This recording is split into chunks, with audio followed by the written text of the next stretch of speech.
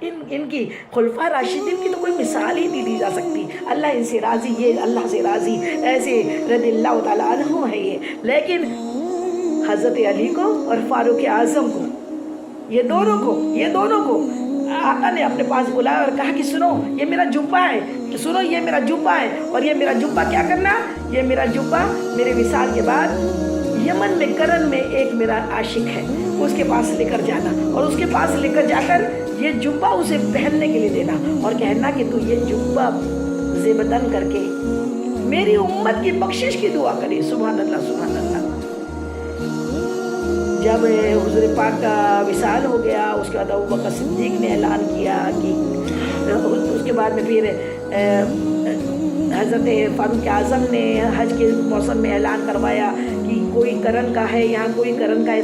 سارے حجاج کرام وہاں آتے تھے نا، کوئی کرن سے آیا ہے. تو پھر پتہ لگا کہ کرن سے ایک شخص کھڑا ہوا، کہنے لگا ہاں میں کرن سے ہوں. کہا کہ تم کرن سے ہو تو تم حضرت اویس کو پہچانتے ہو؟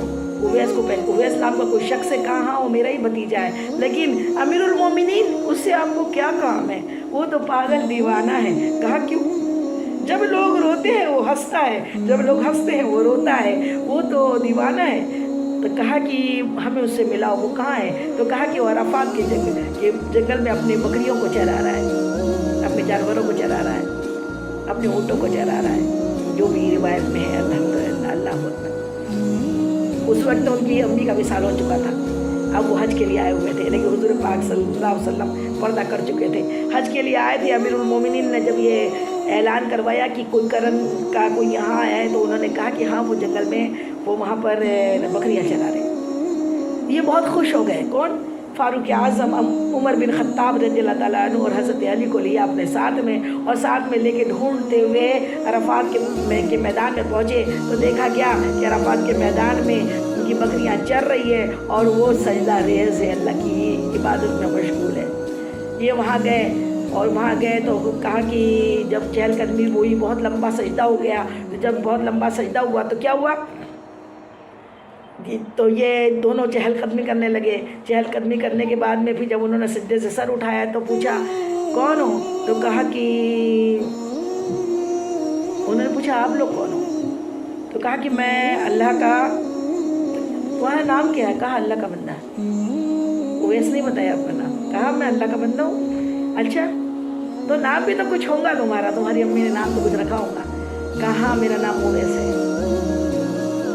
تو پھر کہا کہ میں عمر ہوں اور یہ علی ہے. یہ سننا تھا کہ آپ ایک دم قدموں میں گر گئے، اور وہ کہنے لگے کہ فاروق اعظم عمر بن خطاب رضی اللہ تعالیٰ عنہ آپ آئے ہو، اور حضرت علی کرم اللہ وجہہ امیر المومنین آپ میرے سامنے ہو. تو رونے لگے. تو کہا کہ ہم آپ کے پاس ایک کام سے آئے. کہا کیا کام ہے؟ کہا کہ حضور پاک نے ایک امانت آپ کے لیے دی ہے، وہ ایک تحفہ آپ کو دیا ہے. وہ تحفہ یہ ہے کہ یہ حضور پاک کا جبہ مبارک ہے، اسے پہن کر حضور کی امت کے مغفرت کی دعا کریں. جیسے یہ سننا تھا کہ آپ نے جبہ لیا اور وجد میں آ گئے. اتنا وجد ہوا. صوفیانہ جو اللہ کی عشق ہوتا ہے نا، اس میں بندہ وجد میں آ جاتا ہے. وجد میں آیا. پھر کہا کہ اچھا ٹھیک ہے. انہوں نے جبہ بڑے محبت سے پہنا حضور پاک کا، اور پھر نماز میں مشغول ہوئے. سجدہ ریز ہو گئے. سجدہ اتنا طویل ہوا کہ یہ دونوں وہاں چہل قدمی کرنے لگے. پھر انہوں نے سجدے سے سر اٹھایا اور کہا کہ اگر آپ لوگ کو جلدی نہ ہوتی تو آج پوری کی پوری امت کو بخشوا کے ہی سر اٹھاتا. سبحان اللہ سبحان اللہ. اتنا بلند مقام ہے حضرت اویس کرنی کا، جو 3 رجب المرجب کو اس دنیا میں آپ کا اس دنیا سے ان کا وصال ہوا ہے. عرس مبارک ہے. سبحان اللہ سبحان اللہ. اور اس طریقے سے 6 رجب المرجب کو خواجہ غریب نواز سلطان ہند معین الدین چشتی اجمیری رحمۃ اللہ علیہ کی وصال کی تاریخ ہے. سبحان اللہ. اور اس کے بعد میں 14 یا 15 یا 17 الگ الگ تاریخوں میں تھوڑی سی وہ ہے کہ روایتیں الگ الگ ہے کہ حضرت امام جعفر صادق رضی اللہ تعالیٰ عنہ جن کی ہم کنڈے کی نیاز کرتے ہیں، ان کا وصال بھی اسی مہینے میں ہے. اور 14 رجب المرجب کو خواجہ غریب نواز رحمۃ اللہ علیہ کا یوم ولادت بھی آپ کا ہے اسی مہینے میں. اور سب سے بڑی فضیلت جو ہے اس ماہ مبارک کی، وہ سب سے بڑی فضیلت یہ ہے کہ اسی ماہ مبارک کی 27ویں تاریخ کو حضور پرنور مصطفیٰ جان رحمت کو اللہ رب العزت نے بڑے شان و شوکت کے ساتھ 70,000 فرشتوں کی بارات لے کے، براق لے کے جبریل امین کو بھیج کر فرشتوں کی بارات کے ساتھ بڑے شان و شوکت کے ساتھ اپنے پاس عرش معلیٰ پر بلوا بھیجا۔ وہ شب معراج کی رات بھی رجب المرجب کی 27ویں شب ہے۔ سبحان اللہ سبحان اللہ۔ یہ 27ویں شب اتنی افضل کی اور اس کی اور بڑی فضیلت انشاءاللہ شب معراج میں بیان پھر انشاءاللہ ڈیٹیل ہونے والا ہے انشاءاللہ زندگی رہی تو۔ لیکن شب معراج کی اور سب سے بڑی اس ماہ مبارک کی فضیلت یہ ہے کہ اسی ماہ مبارک کی 27ویں تاریخ کو اللہ عز و جل نے شب معراج کی رات ہم گنہگاروں کے لیے نماز کا تحفہ بھیجا۔ تحفہ ہمارے لیے نماز بھیجی، نماز کا تحفہ بھیجا۔ اور سورہ بقرہ کی پہلی آیت اور آخری آیت جو ہے 2 آیتیں وہ بھی اللہ رب العزت نے تحفے میں بھیجی۔ تو یہ اتنا بڑا فضیلت والا مہینہ ہے، رحمت والا مہینہ ہے، برکت والا مہینہ ہے۔ اس مہینے کی فضیلت کے کیا ہی کہنے۔ اب چلیے ہم دیکھتے ہیں کہ جو اس ماہ مبارک میں ہمیں عبادت کیسے کرنی ہے، کیا کیا کرنی ہے۔ تو عبادت کیا کرنی ہے کہ رجب میں کیا کرے اور کیا نہ کرے۔ تو رجب یہ جو ہے وہ عبادت کا مہینہ ہے۔ یوں تو سارے سال ساری زندگی عبادت کے لیے اللہ نے ہم کو دنیا میں بھیجا ہے، لیکن خاص رجب المرجب میں ہمیں کیا کرنا ہے کہ پہلا کام کیا کریں، پہلا کام کریں زیادہ سے زیادہ گناہوں سے بچیں، زیادہ سے زیادہ گناہوں سے بچیں۔ ٹوٹل بالکل T V, picture, what's app اور فضول کی فیس بک اور فضول گوئی، فضول فحش گوئی، فضول باتیں، یہ سب سے گریز کریں اور زیادہ سے زیادہ استغفار کی کثرت کرے، توبہ استغفار کرے اور اللہ کو منانے کی کوشش کرے۔ اور دوسرا کام ہے استغفار زیادہ سے زیادہ پڑھے۔ استغفار بھی کون سا پڑھنا چاہیے؟ استغفر اللہ الذی لا الہ الا هو الحی القیوم واتوب الیہ۔ جس قدر ہو سکے استغفار کی کثرت کرے۔ اور تیسرا کیا کرے؟ درود پاک کی کثرت کرے۔ تیسرا کام کیا کرے؟ زیادہ سے زیادہ حضور پاک پر درود پاک بھیجے۔ درود تو آپ سب جانتے ہیں، اتنا افضل وظیفہ ہے کہ جس میں ایک درود پڑھنے سے 10 گناہ معاف ہو جاتے ہیں، 10 درجات بلند ہو جاتے ہیں، 10 دعائیں قبول ہو جاتی ہے اور 10 رحمتیں نازل ہوتی ہے۔ اس سے بڑے ایک صلی اللہ تعالیٰ علیہ وسلم کہنے سے اتنا 40 چیزیں ہمیں مل رہی ہے، بمپر آفر ہے، لیکن اس کا ہم فائدہ نہیں اٹھاتے۔ تو ہمیں ہمہ وقت حضور پہ درود پاک بھیجنا چاہیے، درود پاک پڑھتی رہنا چاہیے۔ اپنی زبان کو اللہ تعالیٰ ہم سب کی زبان کو 24 گھنٹے درود پاک سے تر رکھے اللہ تعالیٰ۔ اور چوتھا عمل کیا ہے؟ راتوں کو شب بیداری کریں۔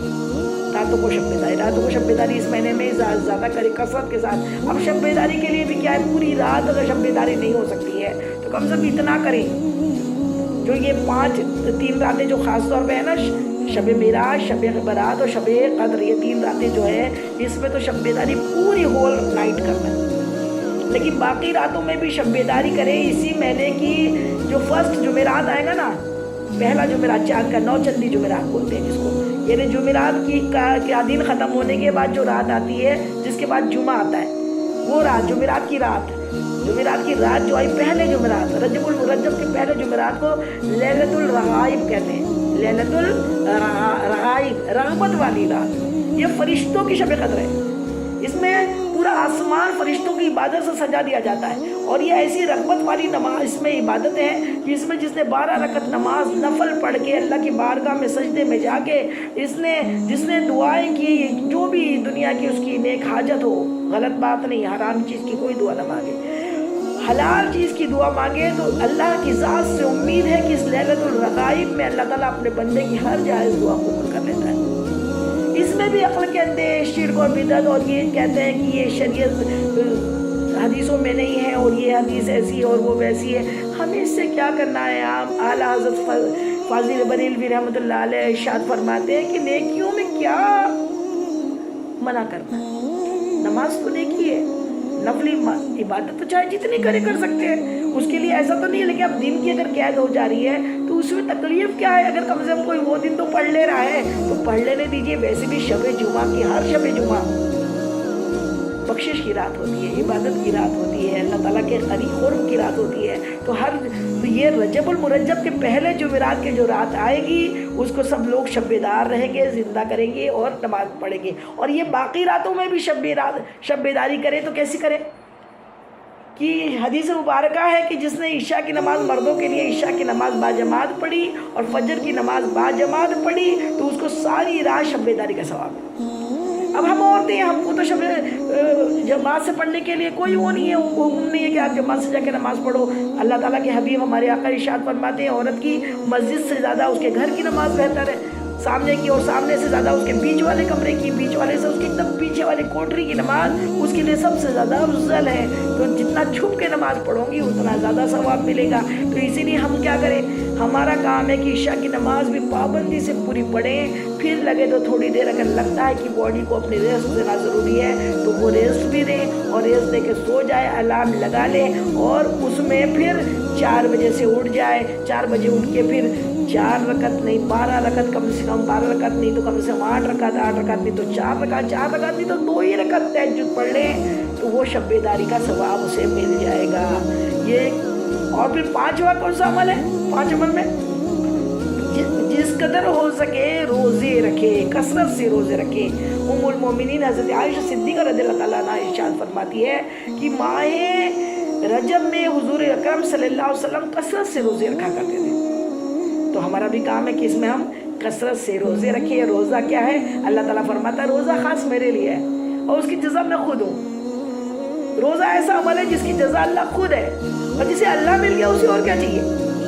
روزہ رکھ کے اپنے اللہ کو راضی کر لے۔ اللہ مل جائے تو اس سے تجھی کو چاہتے ہیں اللہ، تو مل جائے تو اور کیا چاہیے اللہ؟ بس یہ بات سمجھ کے خوشی و خضوع کے ساتھ، دکھاوے کے لیے نہیں، اللہ محبت میں ہم روزے کو رکھیں اور روزے کو رکھ کے کیسا رکھیں کہ روزے میں فحش باتوں سے بچ جائے، اس طریقے سے روزہ رکھیں۔ اور کون سا عمل کریں رجب میں؟ خوب زیادہ تلاوت قرآن پاک کریں، جس قدر ہو سکے تلاوت قرآن پاک کریں۔ ابھی 1 تاریخ ہوئی ہے، 2 تاریخ آج ہوئی ہے، ابھی سے آپ بالکل پڑھیں کہ 27ویں شب کو سب لوگ اپنا اپنا دیکھیے قرآن پاک حضور پاک کی بارگاہ میں تحفہ پہنچائے، بنے تک آپ لوگ پڑھ کے لائیں۔ انشاءاللہ اجتماعی دعا ہوگی 27ویں شب کو سب کے قرآن ہم یہاں پر ایک ساتھ اللہ کی بارگاہ میں، حضور پاک کی بارگاہ میں پیش کریں گے اور پھر سب کے حق میں دعا ہوگی انشاءاللہ۔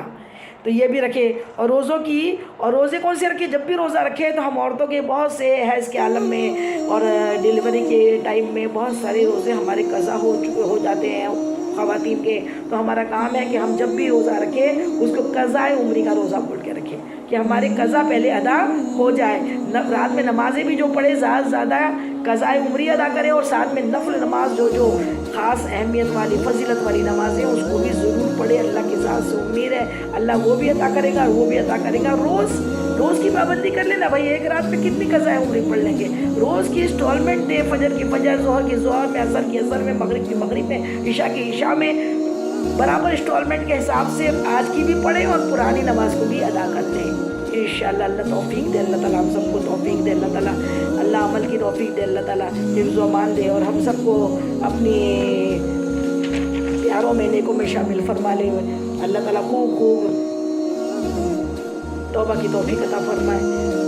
وما علینا الا البلاغ، اس بیان میں جانے انجانے مجھ سے جو بھی بھول جو غلطی خطا ہوئی ہو تو اللہ تعالیٰ اپنے حبیب کے نالے پاک کے صدقے میں مجھ گنہگار کو معاف کر دے۔ آپ لوگ کو بھی کوئی بات بری لگی ہو، ناگوارہ لگی ہو، غلط لگی ہو تو تہہ دل سے معاف کر دیجئے، حشر کے دن کے لیے نہ چھوڑیے۔ السلام علیکم ورحمۃ اللہ وبرکاتہ۔